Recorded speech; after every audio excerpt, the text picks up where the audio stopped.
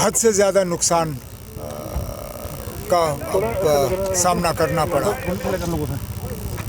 हम उम्मीद नहीं कर रहे थे, ना हमने कभी सोचा था कि उधमपुर में इस तरह के हालात होंगे।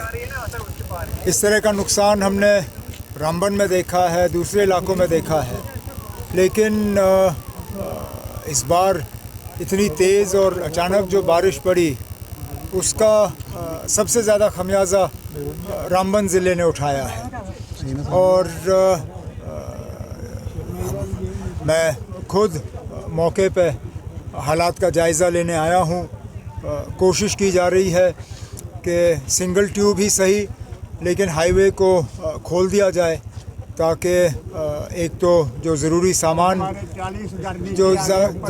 ज़रूरी सामान है वो हम वादी तक पहुंचाना शुरू करें, और दूसरा जहां जहां माली नुकसान हुआ है, मकान कई सारे या तो पूरी तरह से तहस नहस हुए हैं या अब उस हाल में हैं कि उनमें रहा नहीं जा सकता।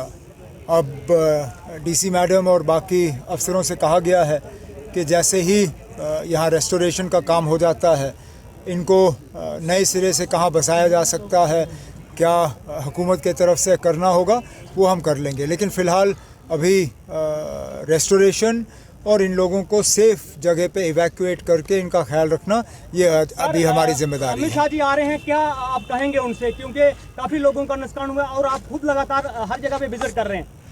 अब होम मिनिस्टर साहब इसलिए आ रहे हैं, उनका और कोई मकसद नहीं है।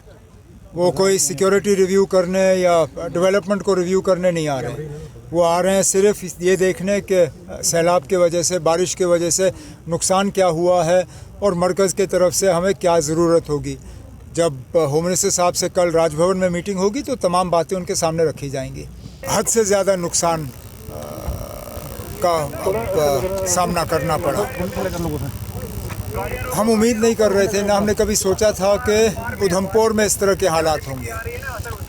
इस तरह का नुकसान हमने रामबन में देखा है, दूसरे इलाकों में देखा है, लेकिन इस बार इतनी तेज़ और अचानक जो बारिश पड़ी उसका सबसे ज़्यादा खमियाजा रामबन ज़िले ने उठाया है। और मैं खुद मौके पे हालात का जायज़ा लेने आया हूँ। कोशिश की जा रही है कि सिंगल ट्यूब ही सही लेकिन हाईवे को खोल दिया जाए, ताकि एक तो जो ज़रूरी सामान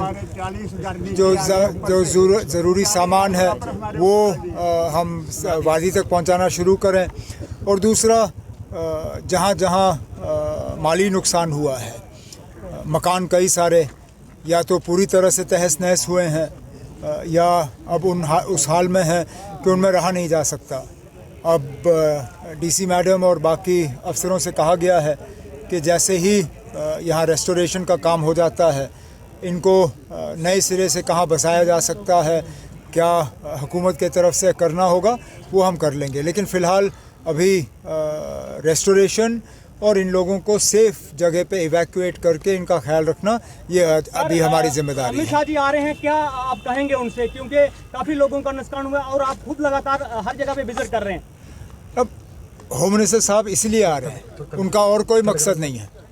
वो कोई सिक्योरिटी रिव्यू करने या डेवलपमेंट को रिव्यू करने नहीं आ रहे हैं। वो आ रहे हैं सिर्फ ये देखने के सैलाब के वजह से, बारिश के वजह से नुकसान क्या हुआ है और मरकज़ के तरफ से हमें क्या ज़रूरत होगी। जब होम मिनिस्टर साहब से कल राजभवन में मीटिंग होगी तो तमाम बातें उनके सामने रखी जाएंगी।